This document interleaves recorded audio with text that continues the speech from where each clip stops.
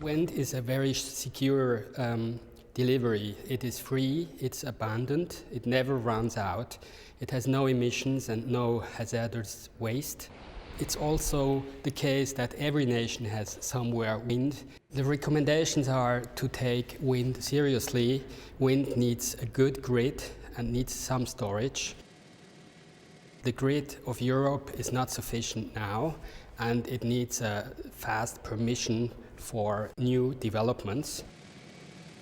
But for consumers, it's of a very big advantage because wind is free and the turbines get ever cheaper. Het park heeft 54 miljoen kilowattuur gedraaid sinds de oprichting. So it's a real bargain if you have a framework where wind power can expand.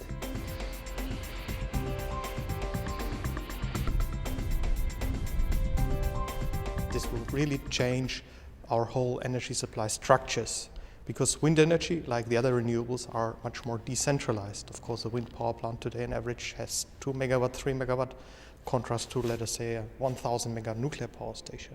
That means technically at first, wind energy is completely different from nuclear coal power stations, but it also means that more and more people will be kind of affected by wind turbines because they will have them in their neighborhood. So also then in a social sense that requires different structures, because all these people, they need to be involved in the projects.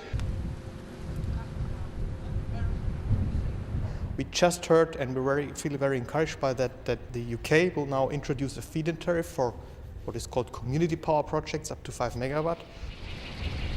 So it means that really there will be a broad social movements, because more and more people, like we have a look at Denmark, 200,000 families have invested in wind farms there.